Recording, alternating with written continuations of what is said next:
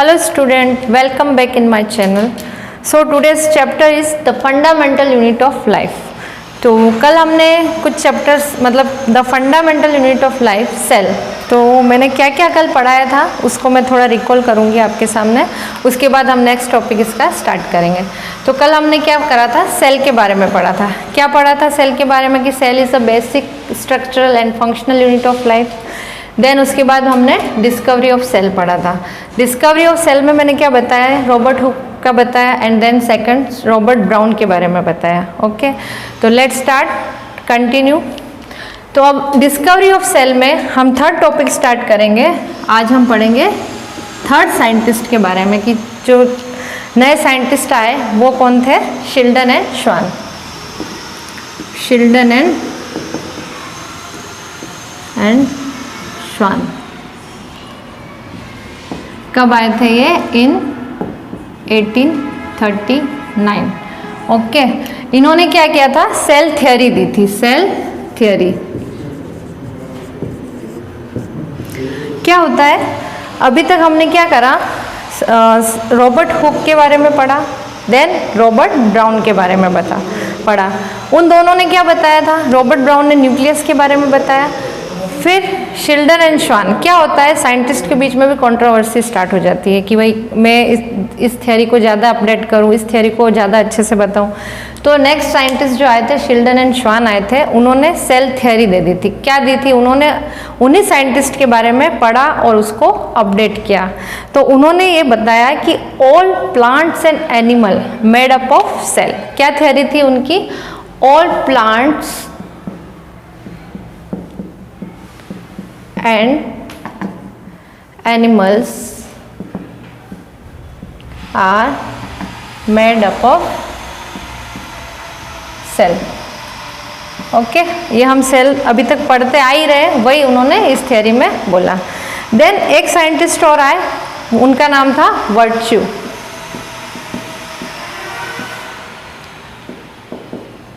कब आए थे ये, 1855 में।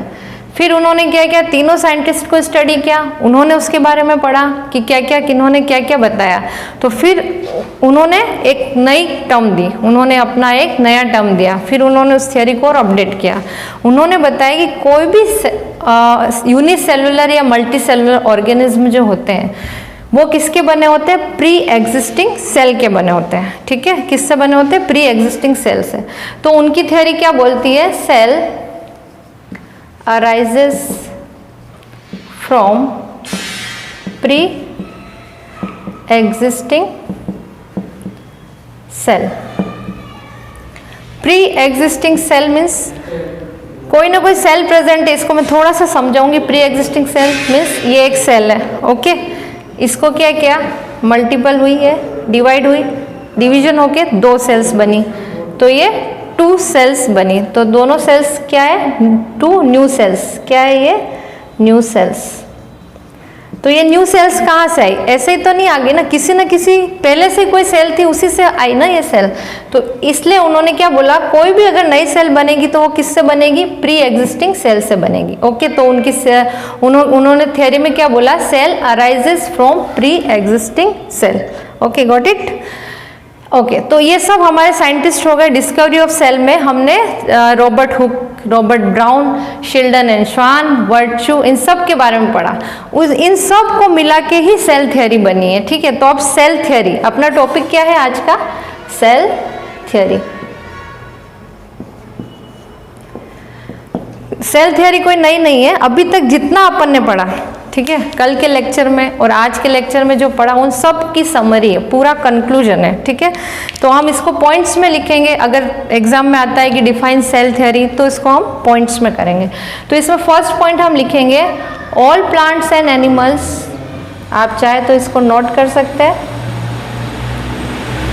And animals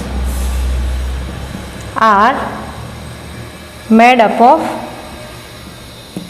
sales. ओके, ये आपको पहले से ही पता है, ये सेल थ्योरी के अंदर आएगा। सेकंड हमने सेल की डेफिनेशन क्या बोली थी, cell is a basic unit of life. तो सेल थ्योरी का सेकंड पॉइंट हम लिखेंगे, cell is basic unit of life. Okay, and third point क्या लिखेंगे? Cell arises from pre existing cell. Cell arises from pre existing cell.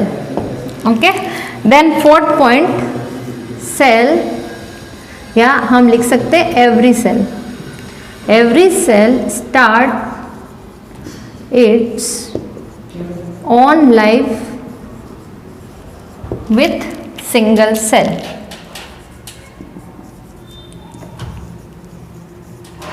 कोई भी cell अपनी life कहाँ से स्टार्ट करता है? सिंगल सेल से करता है।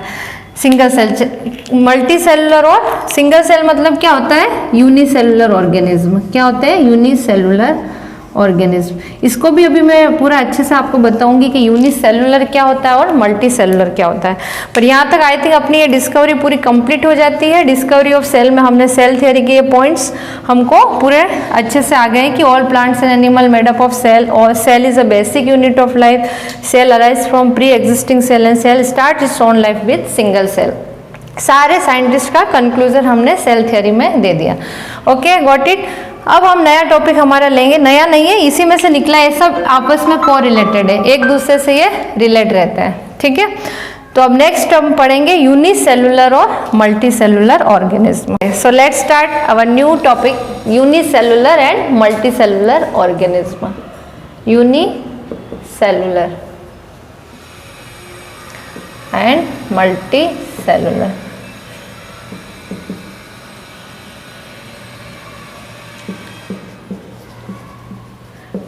Multi cellular organism, unicellular and multi cellular. अब जैसा कि अपने को पता है कि कोई भी वर्ड है तो उस वर्ड के अंदर ही उसका मीनिंग छिपा होता है। तो यूनी मीन्स सिंगल। क्या होता है? Uni means single. किसी भी चीज़ को रटना नहीं है आपको, ठीक है, समझ के पढ़ना है। अगर रटेंगे तो आप भूल जाओगे, फिर एक एक वर्ड हम सोचेंगे कि क्या आ रहा है, कैसे पढ़ेंगे, ऐसा नहीं। इसलिए हमने पहले यूनी मतलब अपने दिमाग में क्या आना चाहिए? सिंगल, तो सिंगल। एंड मल्टी मीन्स सबको पता है, मल्टी मीन्स मैनी। मैनी मतलब बहुत सारे। ओके, तो अब सबसे पहला टॉपिक या पहला पॉइंट ही हम इसमें लिख सकते हैं, difference between unicellular multicellular. तो फर्स्ट डिफरेंस क्या हो गया? Unicellular organism is made by single cell. Okay, कहाँ से आया? अपने सिंगल सेल। जो यूनिसेलुलर ऑर्गेनिज्म किससे बने होते हैं? सिंगल सेल से बने होते हैं। ठीक है, then another hand multicellular organism is many cells, made up of many cell, made by many cells. या फिर मैं इसको ऐसे भी बोल सकती हूँ, मोर देन वन सेल। कोई भी एक से ज़्यादा सेल के बने होते हैं उसको बोलते हैं मल्टी सेलुलर। ओके, एक से ज़्यादा सेल के जो बनेंगे वो बोलेंगे उसको हम मल्टी सेलुलर। तो फर्स्ट पॉइंट इस अपना कंप्लीट हो गया। देन सेकंड पॉइंट पे आने से पहले अब मुझे एक बात बताइए, क्या मैं अपने आप को एक यूनिसेलुलर ऑर्गेनिज्म कंसिडर कर सकती हूँ अपनी बॉडी को? नहीं कर सकती हूँ। क्यों नहीं कर सकती हूँ? क्योंकि मेरी बॉडी के अंदर बहुत सारे फंक्शन वर्क कर रहे हैं। ठीक है, कैसे वर्क कर रहे हैं? जैसे मेरी बॉडी के अंदर बहुत सारे पार्ट्स है, हार्ट है ना, किडनी है, तो ये सब क्या कर रहे हैं? इन सब के अलग अलग फंक्शन है। ओके, तो अलग अलग फंक्शन परफॉर्म करते हैं। इसी तरह तो मेरी बॉडी क्या हो गई? एक कॉम्प्लेक्स स्ट्रक्चर हो गई है। ठीक है, तो मैं किस में आ गई? मैं एक मल्टी सेलुलर ऑर्गेनिज्म में आ जाती हूँ। ठीक है, तो मेरी बॉडी कैसी हो गई? मल्टी सेल्स की बनी होती, मतलब बहुत सारे सेल्स मिलके मेरी बॉडी बनी है, इसलिए मैं मल्टी सेलुलर ऑर्गेनिज्म हूँ।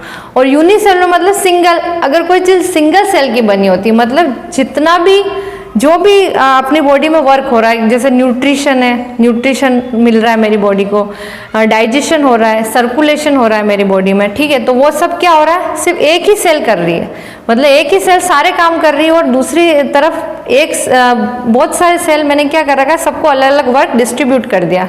ठीक है, सर्कुलेशन का वर्क किसी और को दे दिया, डाइजेशन का वर्क किसी और को दे दिया, तो इसलिए मेरी बॉडी कैसी हो गई? कॉम्प्लेक्स हो गई। तो हम सेकेंड पॉइंट लिखेंगे, यूनिसेलुलर ऑर्गेनिज्म इज, या फिर यूनिसेलुलर ऑर्गेनिज्म या फिर body organization is very simple, simple organisation.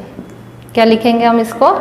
Simple organization. जो बॉडी का ऑर्गेनाइजेशन होता है वो कैसा होता है? Very very simple. और then other hand complex organization. ठीक है, सेकेंड पॉइंट आ जाएगा हमारा कॉम्प्लेक्स ऑर्गेनाइजेशन। आपको आई थिंक समझ में आ गया होगा। सिंगल सेल से बने होते हैं, ये बहुत सारी सेल से बने होते हैं।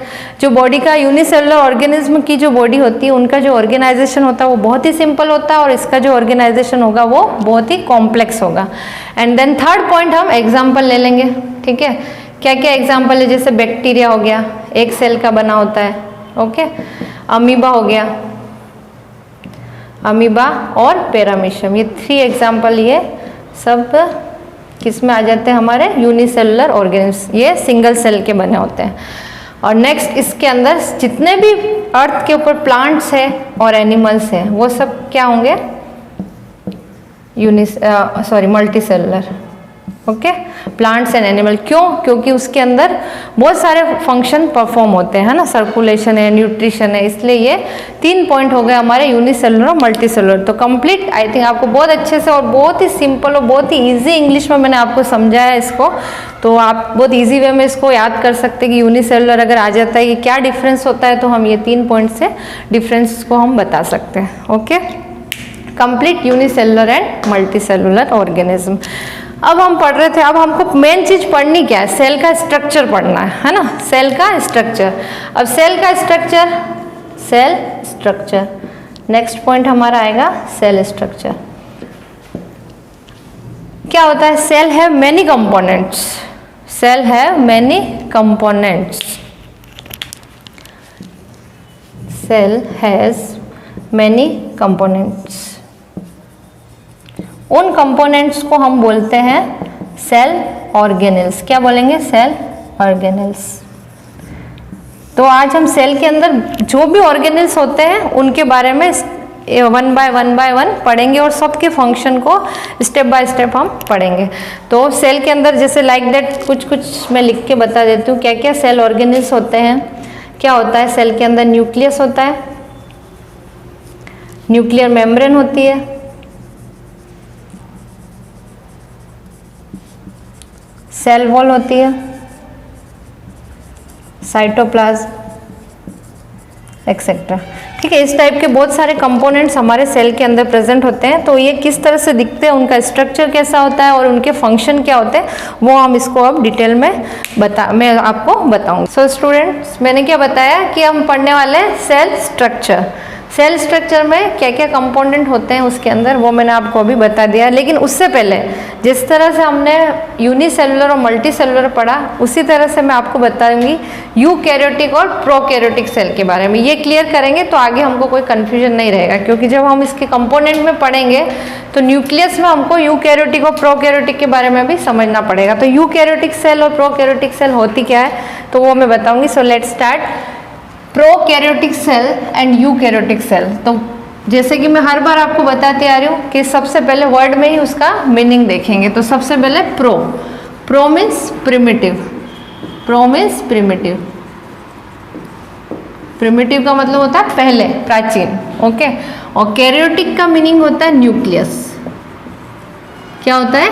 Nucleus. Okay, and then eu means होता है न्यू, जो नई होती है। And eukaryotic means nucleus. मतलब इसका मीनिंग क्या हो गया, जो न्यूक्लियस है वो इसमें किस तरह का होता है? प्रिमिटिव होता है। तो हम इसके फर्स्ट पॉइंट को कैसे डिफाइन करेंगे कि nucleus is primitive. Primitive means old, okay, and incomplete nucleus होता है इसके अंदर। तो nucleus is primitive, incomplete and simple. Prokaryotic cells जो होती है वो प्रिमिटिव सेल होती है, इसलिए उसका जो न्यूक्लियस होता है वो कैसा होगा? Primitive, incomplete, not well developed. Incomplete होता है, पूरा स्ट्रक्चर नहीं होता, और वेरी सिंपल होता है, मतलब कोई कॉम्प्लेक्स सब्सटेंस नहीं होते। इसी तरह यूकैरियोटिक सेल है, उसके अंदर न्यूक्लियस कैसा होगा? एडवांस होगा। ठीक है, क्योंकि वो सारे मल्टी सेलुलर ऑर्गेनिज्म आ जाते हैं इसके अंदर। तो nucleus is advance and complete and complex. Okay, तो इसके just another hand nucleus is advance, complete and complex. तो हम इसमें डिफरेंस भी कर रहे हैं यूकैरियोटिक एंड प्रोकैरियोटिक सेल में, और इसको हम अच्छे से समझ भी रहे हैं। तो प्रोकैरियोटिक सेल का फर्स्ट पॉइंट आप लिखोगे nucleus is primitive, incomplete and simple. जिस तरह से हमने यूनिसेलुलर का दिया था उसी से ही कोरिलेट कर रही हूँ मैं इसको। Eukaryotic cell means well developed nucleus and complex and very advance nucleus is present in eukaryotic cell. Then second one में आएंगे हम। अब न्यूक्लियस जैसे इस तरह ये न्यूक्लियस है, ठीक है, ये न्यूक्लियस है। इस न्यूक्लियस के चारों ओर क्या होती है, न्यूक्लियर मेम्ब्रेन होती है इस तरह की, ठीक है। क्या होती है इसके अंदर, न्यूक्लियर मेम्ब्रेन। तो ये न्यूक्लियर मेम्ब्रेन जो होती है वो प्रोकैरियोटिक सेल में एब्सेंट होती है। क्या होती है, प्रोकैरियोटिक सेल में एब्सेंट होती है। तो हमने सेकंड पॉइंट लिखा है nuclear membrane is absent, okay. Then another hand nuclear membrane is present. तो ये हमने डिफरेंस कर दिया इन दोनों के बीच में कि इसमें न्यूक्लियर मेम्ब्रेन जो होती है वो प्रेजेंट होती है। तो सेकंड पॉइंट भी आपको क्लियर हो गया। ये न्यूक्लियस हो गया और इसके आसपास जो होती है वो न्यूक्लियर मेम्ब्रेन हो गई जो न्यूक्लियस को कवर्ड करके रखती है, okay okay. Then third point वही हो गया कि इसमें ट्रू न्यूक्लियस जो होता है एब्सेंट होता है। हमको लगता है कि इसमें न्यूक्लियस है, लेकिन जो वो क्या होता है, फॉल्स न्यूक्लियस होता है, मतलब वेल डेवलप नहीं होता है इसके अंदर। किसमें, प्रोकैरियोटिक सेल में। जैसे लाइक बैक्टीरिया है, वायरस है, ये सब क्या है, जो भी यूनिसेलुलर ऑर्गेनिज्म है वो सब हमारे प्रोकैरियोटिक सेल के अंदर आ गए। और इसमें जो होता है ट्रू न्यूक्लियस प्रेजेंट होता है, मीन्स न्यूक्लियस जो होता है वो मेन कंट्रोलिंग पॉइंट होता है और सारे फंक्शन जो होता है जैसे साइटोप्लाज्म में क्रोमोसोम्स है, डीएनए, सब किस में, न्यूक्लियस में प्रेजेंट होते हैं। कहाँ पे, यूकैरियोटिक सेल में। तो हम थर्ड पॉइंट लिखेंगे true nucleus is present. And then last point, all organelles is poorly developed. मतलब सेल स्ट्रक्चर के अंदर जितने भी कंपोनेंट होते हैं, कौन कौन से कंपोनेंट, जो अब मैं आगे आपको डिस्क्रिप्शन में बताऊंगी। सेल मेम्ब्रेन है, सेल वॉल है, साइटोप्लाज्म है और माइटोकॉन्ड्रिया है और वैक्यूल्स है, वो सब प्रोकैरियोटिक सेल्स में एब्सेंट होते हैं या फिर बहुत ही पुअरली डेवलप होते हैं जिनको हम नहीं देख सकते हैं। और यूकैरियोटिक सेल्स में सारे वेल डेवलप्ड होते हैं। All organelles is well developed like that cytoplasm, nucleus, ये सारे हमको इसमें दिखेंगे। तो इस तरह से आप इसको डिफाइन कर सकते हैं या डिफ्रेंशिएट कर सकते हैं हम प्रोकैरियोटिक और यूकैरियोटिक सेल को। ये 4 मोस्ट इंपॉर्टेंट पॉइंट है। इस तरह से हमारा ये पॉइंट फिनिश होता है। ओके स्टूडेंट, तो अपन सेल स्ट्रक्चर में सबसे फर्स्ट टॉपिक पढ़ेंगे cell membrane, cell membrane and plasma membrane. तो इसके लिए मैं आपको एक डायग्राम से इसको समझाऊंगी। यहाँ पे मैंने एक सेल का डायग्राम बना लिया, रफ डायग्राम में कर रही हूँ ड्रॉ, इससे आपको अच्छे से समझ में आ जाएगा किस तरह से हमको कोई सेल दिखती है, ठीक है। ये मैंने एक सेल बनाई है, इसके अंदर बहुत सारे सेल ऑर्गेनिल्स होते हैं। जैसे मैंने आपको बताया क्या क्या होता है, सेल वॉल होती है, सेल मेम्ब्रेन होती है, साइटोप्लाज्म होता है, माइटोकॉन्ड्रिया होता है, वैक्यूल्स होता है। तो सबसे पहले हम जो टॉपिक पढ़ रहे हैं, फर्स्ट टॉपिक पढ़ रहे हैं cell membrane and plasma membrane.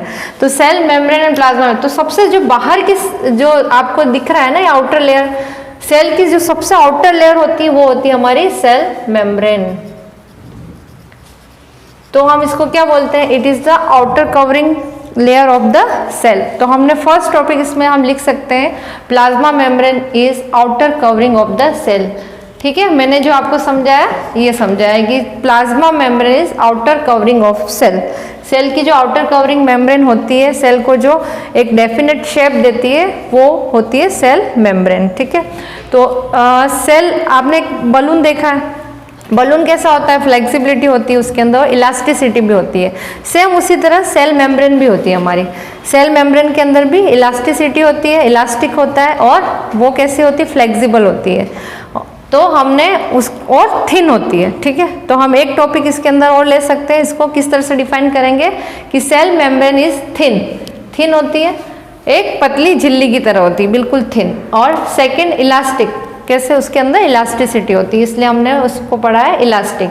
And third one is a flexibility, flexibility कैसे भी उसको मोड़ तोड़, मतलब जिस तरह से भी वो अपना चाहे वैसे शेप कर सकती है। वो चाहे तो एक्सटर्नल इन्वायरमेंट से कुछ सब्सटेंस को लेना चाहती है तो वो आराम से ले सकती है। तो ये थर्ड टॉपिक मैंने लिखा फ्लेक्सिबिलिटी, ओके, तो 2 पॉइंट्स आपको क्लियर हो गए कि सेल मेम्ब्रेन जो होती है सबसे आउटर मोस्ट लेयर होती है, और सेकंड होता है कि ये थिन होती है, इलास्टिक होती है और फ्लेक्सिबल होती है।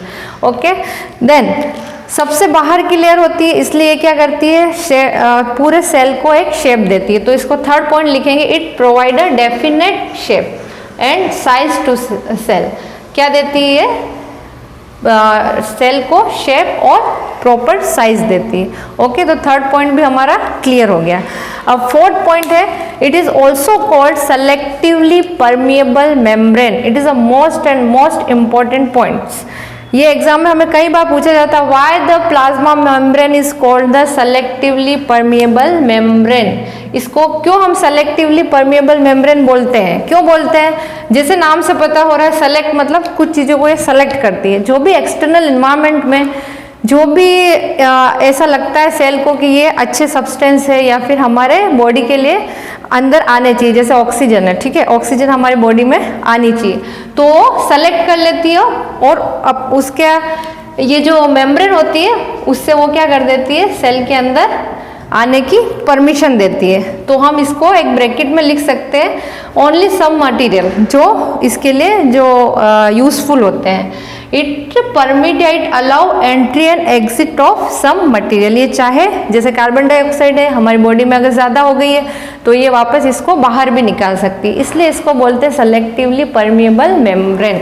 आई थिंक आपको बहुत अच्छे से समझ में आ गया। मैंने बहुत ही शॉर्ट एंड स्वीट तरीके से आपको समझाया है कि क्यों इसको सेलेक्टिवली परमिएबल मेम्ब्रेन बोलते हैं, क्योंकि ये it's allow and permit it's allow some material permit in cell, so it is also called a selectively permeable membrane. So it's clear.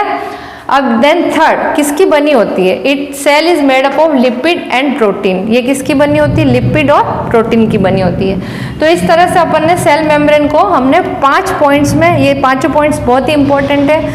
अगर हम सेल स्ट्रक्चर में अगर आता है कि define the function of the cell membrane, तो हम ये इस फंक्शन इसके डिफाइन करेंगे। ये सब हमारे 5 सेल मेम्ब्रेन के फंक्शन है। तो गॉट इट, आई थिंक आपको बहुत अच्छे से समझ में आ गया होगा। तो अपन सेकंड टॉपिक पे चलते हैं, सेल वॉल। सेकंड जो आएगा हमारा cell organelles, this is called a cell wall. तो अब सेल वॉल, ये तो मैंने आपको बता दिया सेल मेम्ब्रेन। अब सेल मेम्ब्रेन के अंदर मैंने एक और वॉल बना दी, दिख रही है आपको ये बनी हुई, ठीक है, ये होगी हमारी सेल वॉल। क्या है ये, सेल वॉल। तो cell wall it is also outer covering of cell, ये भी सेल की आउटर कवरिंग ही है। लेकिन अब क्या होता है, सेल भी 2 टाइप्स की होती है, plant cell and animal cell. ये हम कब पढ़ेंगे, ये जब मैं अपने सारे टॉपिक कंप्लीट कर दूंगी, सारे कंपोनेंट पढ़ा दूंगी, उसके बाद मैं बताऊंगी कि प्लांट सेल और एनिमल सेल में क्या डिफरेंस है। जब हमको पता चल जाएंगे कि सेल के क्या क्या कंपोनेंट्स है, उसके बाद हमको हम डिफरेंशिएट करेंगे। तो cell wall this is only present in a plant cell, ठीक है। सेल वॉल होती है लेकिन ये ओनली किस में प्रेजेंट होती है, प्लांट सेल में होती है, एनिमल सेल में ये एब्सेंट होती है। ओके, तो एक ये तरह से इस तरह से हम सेल मेम्ब्रेन और सेल वॉल को डिफरेंशिएट भी कर सकते हैं कि cell wall is only present in plant cell, okay, it is absent in a animal cell. तो हमारा first topic cell wall is also outer covering of cell, okay, and second topic it's only present in plant cell, most important, okay, plant cell में ही present होती है। Third, it is made up of cellulose, ये किसकी बनी होती है, cellulose की बनी होती है। और सेल मेम्ब्रेन किसकी बनी होती है, लिपिड एंड प्रोटीन की बनी होती है। तो साथ साथ में आप डिफरेंशिएट भी करते जा रहे हैं, आई थिंक आपको बहुत अच्छे से समझ में आ रहा होगा और इसको और अच्छे से आपको समझ में आएगा। तो that it's only present in plant cell, it is made up of cellulose, ठीक है, and this and cell membrane is made up of liquid and protein, okay. And last point is it is rigid. अब what is the meaning of rigid? Rigid का अगर हिंदी में meaning हम बोलते हैं तो कैसा होता है, मतलब हार्ड, कोई चीज़ हार्ड जो किसी को एक डेफिनेट शेप देती है। मतलब ये क्या करती है, इस शेप, अपना शेप को बनाए रखती है, इट्स ओन शेप, इसका खुद का ओन शेप होता है, इसलिए हम इसको बोलते हैं रिजिड। Okay, clear?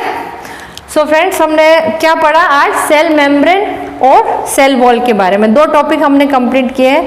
तो आज के वीडियो में आई थिंक यहाँ तक आपके लिए सफिशिएंट है। हमने आज क्या क्या पढ़ा है, डिस्कवरी ऑफ सेल कंप्लीट किया है, उसके अंदर मैंने चारों साइंटिस्ट के बारे में आपको बहुत अच्छे डिटेल में आपको बताया है।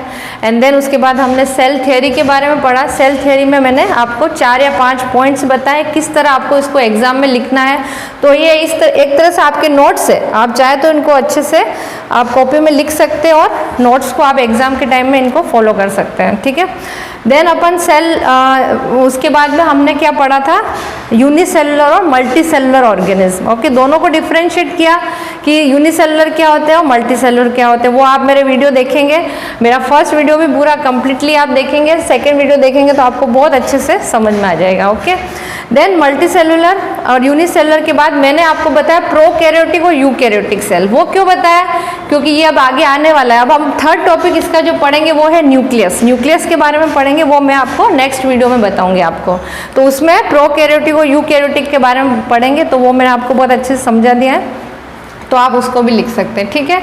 एंड देन लास्ट अपन ने सेल स्ट्रक्चर पढ़ा है। सेल स्ट्रक्चर में हमने 2 कंपोनेंट्स आज कंप्लीट किए हैं, cell membrane and cell wall. Okay friends, तो हम फिर नए वीडियो के साथ नेक्स्ट टाइम मिलते हैं आपके साथ। Okay, best of luck.